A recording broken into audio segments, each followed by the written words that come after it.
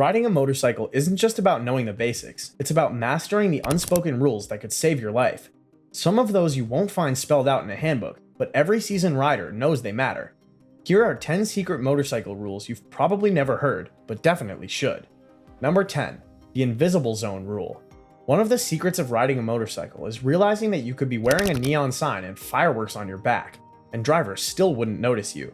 It's not because they're evil, it's because the human brain is wired to notice threats the size of a car or bigger. A slim motorcycle barely registers, especially when drivers are already half distracted with phones, kids, or adjusting the radio. That's why you should ride like you're invisible, because to them, you are. Assume every car is about to change lanes into you. Assume that minivan is about to roll a stop sign. Assume that pickup truck merging onto the freeway didn't even register your existence. It's not about riding scared, it's about riding smart. When you expect people not to see you, you naturally start positioning yourself better, staying out of blind spots, hovering your fingers over the brake lever, flashing your high beams when needed, and always keeping an escape path open. The goal isn't to be paranoid, it's to be prepared. If they do see you, great. If they don't, you're already 2 moves ahead. If these rules are starting to look familiar, go ahead and hit that subscribe button. It helps me keep putting out important information like this to keep you safe on the road. Number 9. Check your tires before every ride. If your tires aren't happy, your ride won't be either, and it could end a lot worse than just a shaky trip. Motorcycle tires are the only thing separating you from a very close relationship with the road, and unlike car tires, they don't have a whole lot of backup if something goes wrong. You don't need to be a full-on pit crew, but before every single ride, do a fast, simple check. Squeeze the tires with your hand. Look for obvious cuts, punctures, or nails. Spin the wheels a little and check for weird bulges or flattened spots. Then, and this is where a lot of people get lazy, check the tire pressure. Tires lose air naturally, and temperature swings can mess with pressure more than you'd expect. Even being a few PSI low can make your handling sloppy, your braking worse, and your risk of a blowout way higher, especially at highway speeds. The thing is, tire problems don't usually announce themselves with a polite little warning. They just fail, dramatically. You'll never be cooler than the moment you avoid a nasty crash just because you took 90 seconds to eyeball your rubber before leaving the driveway. And bonus tip, if your tires are over 5 years old, even if they look good, start budgeting for a new set. Rubber gets tired too, and it's a lot cheaper to replace tires than to replace skin. Number 8. Full gear doesn't make you a rookie. There's this weird myth in the motorcycle world, especially among new riders trying to fit in, that full gear is something you grow out of once you get more experienced. Like you graduate from armored jackets and thick boots to riding in a t-shirt, cargo shorts, and sandals. Newsflash, it's not rookie armor, it's survival gear. The truth is, the longer you ride, the more you realize just how unpredictable things can be. You can control your skills, you can control your bike, you cannot control the guy eating a cheeseburger with his knees while merging into your lane. Veteran riders suit up because they've either seen enough crashes up close or been through enough close calls themselves to know it only takes one moment to change everything. That leather jacket isn't there to impress anyone. Those armored gloves aren't there for fashion points. That full-face helmet isn't there because someone's scared. It's there because your jawbone is surprisingly delicate when it meets asphalt at 45 miles per hour. And here's the kicker. Full gear isn't even about riding recklessly. It's for the little things. The pothole you didn't see. The patch of gravel halfway through a corner. The deer that decided today was the day to sprint across the road like it's the Olympics. When the unexpected shows up, and it will, you're going to want every piece of armor you can get. Number 7. Your helmet has a shelf life. Here's something they don't print in bold letters at the dealership. Your helmet is not forever. It doesn't matter if it's the priciest carbon fiber race spec lid on the market. It doesn't matter if you've only worn it 5 times, and it still smells like fresh foam. Every helmet has a shelf life, and it's usually about 5 years from the date it was manufactured, not from the day you bought it. Why? Because helmets, especially the protective expanded polystyrene foam inside, are quietly fighting a battle against time. The material slowly breaks down thanks to exposure to heat, UV light, temperature changes, and even just sitting around in your garage. Over time, that stiff protective foam loses its ability to absorb energy. Even though your helmet might look brand new on the outside, the inside could be aging like milk, not wine. And if your helmet ever took a hit, even if you just dropped it off your handlebars onto concrete, it could already be compromised. Helmets are like airbags, one and done. They're designed to absorb an impact and then retire. You don't get a second shot. Sure, it hurts to spend a few $100 replacing something that looks perfectly good, but trust me, it'll hurt a lot more if you cheap out, take a fall, and realize your good enough helmet turned into a decorative hat when you needed it most. Pro tip, Look inside the helmet, usually under the liner or inside the shell for a little sticker with the manufacturing date. If it's getting close to that 5-year mark, start shopping. Your brain is the one organ you can't just slap a bandage on and call it good. Number 6. You can refuse when other people ask to ride your bike. It's one of those awkward moments. Someone you know, whether it's a friend, a coworker, or some random dude at the gas station, casually drops the bomb, "Hey, mind if I take your bike for a spin?" Your instinct might be to laugh it off, brush it aside with a polite, "I'm good, thanks." But you shouldn't feel guilty about saying no.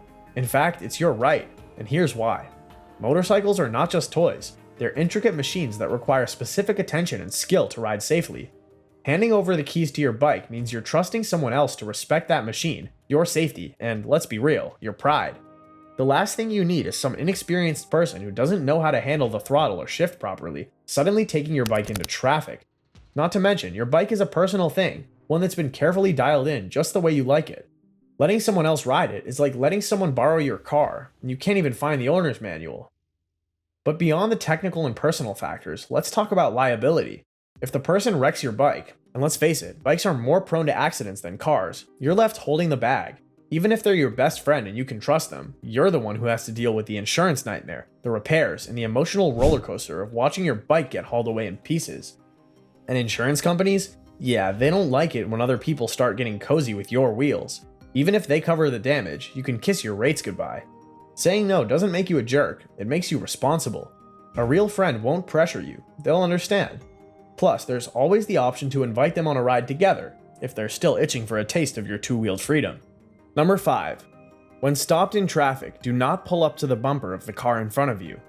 Let's say you're stuck in traffic, the sun's beating down, and the car ahead is doing that thing where it just doesn't want to move. It's an all too common situation, and you might feel the urge to creep forward, inching your way toward the car in front of you, maybe even trying to squeeze a little extra space to escape when the light changes. Don't do it. There's a good reason to never pull up to the bumper of the car in front of you when stopped.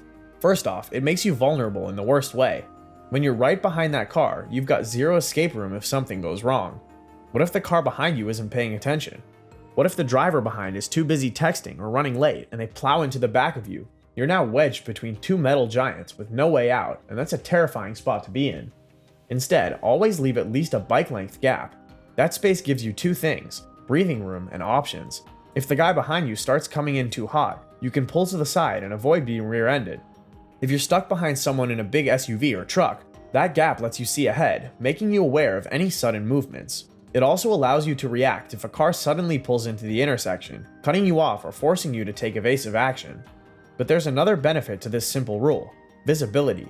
Leaving space between you and the car ahead gives you a clear line of sight to the road, letting you spot hazards, potholes, debris, even other bikes, much sooner than if you were nestled right up against the bumper of that sedan. The traffic light turns green, and suddenly you're not stuck trying to wiggle out of a tight space. You can smoothly ease forward, maintaining control and looking ahead, ready to go. In the grand scheme of things, those extra few feet could be the difference between making it through a traffic jam safely or dealing with a potential disaster.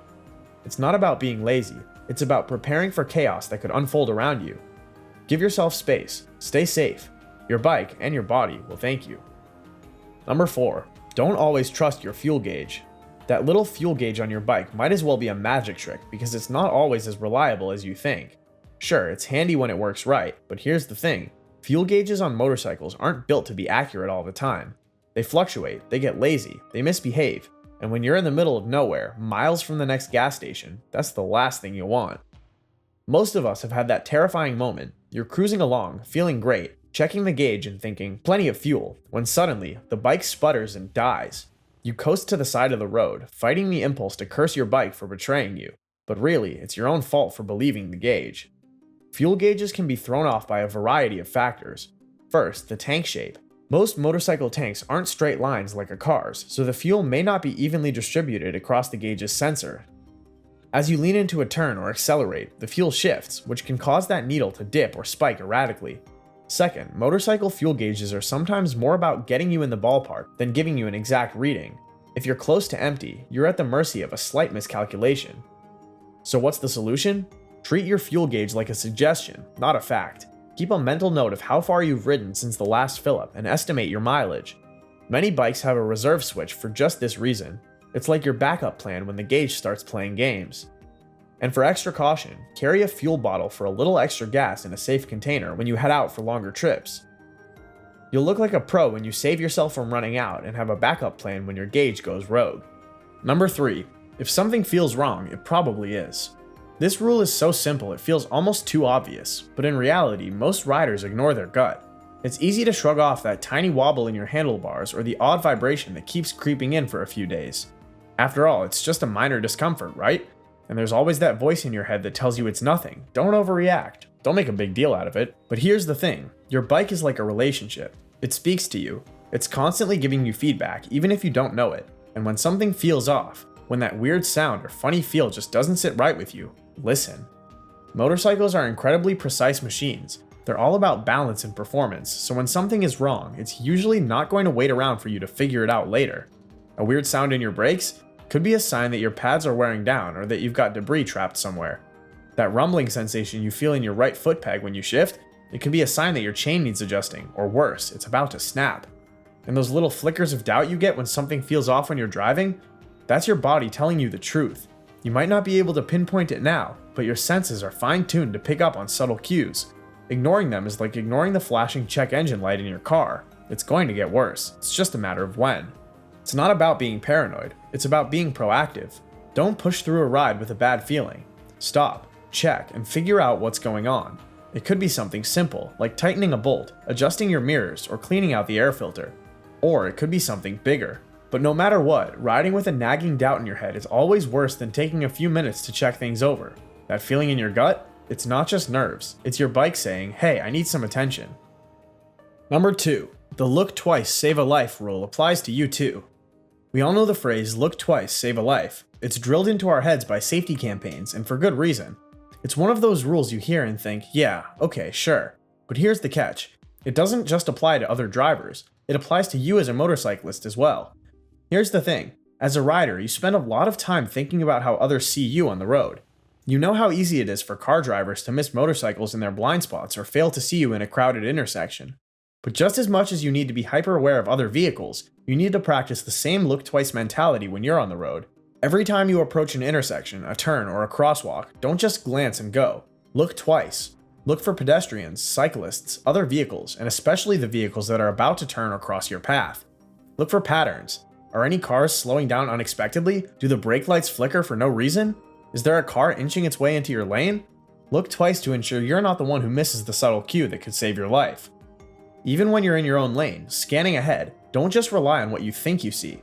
Other drivers may not always use their signals, or they might misjudge a turn, and those are moments when you need to be quick on your feet. Trust your instincts and always assume the worst, that the person ahead of you might not be paying attention and they might not see you. The more you scan the road, checking out the other vehicle's positions, movements, and intentions, the better you'll be prepared for whatever comes next. And don't forget to apply this rule when you're checking for hazards too. Look twice for debris, oil patches, potholes, or anything that could make you lose control.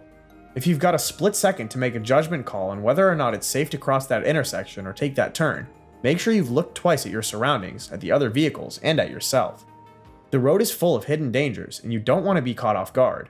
The look twice rule isn't just for cars, it's for every rider. So next time you're cruising through an intersection, don't just think you've got a clear shot. Look twice, it might save your life. Number 1. Lane positioning isn't about looking cool.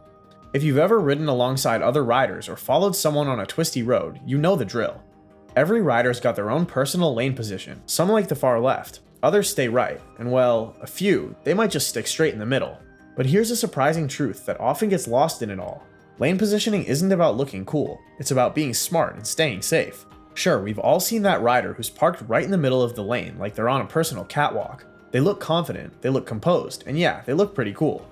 But the real reason to think about where you position yourself in the lane goes far beyond style points. For starters, your position determines how much visibility you have. Being off-center in your lane gives you a better line of sight to traffic, upcoming obstacles, and any hazards that might pop up. Sitting in the far left or right gives you a wider view of the road ahead, especially at intersections where drivers may try to make turns across your path. It's like playing chess, positioning yourself in the best spot to anticipate a move. But visibility isn't the only concern. Your lane position also affects how you react to road conditions. Ever hit a puddle in the middle of the lane and felt your bike slip just a little? That's because road conditions like oil spills, gravel, or debris tend to collect in certain spots of the road. By shifting your position in the lane, you avoid these patches and stay on the safest part of the road. Then there's the traffic factor. Being on the far right gives you the worst spot when it comes to passing or merging traffic. By positioning yourself in the center of your lane or slightly to the left, you create space for yourself and other vehicles. This might seem minor, but it can make a huge difference if you're ever caught in a tight situation with cars trying to merge or pass you. You can react quicker, and it's easier to dodge any surprises that might come your way.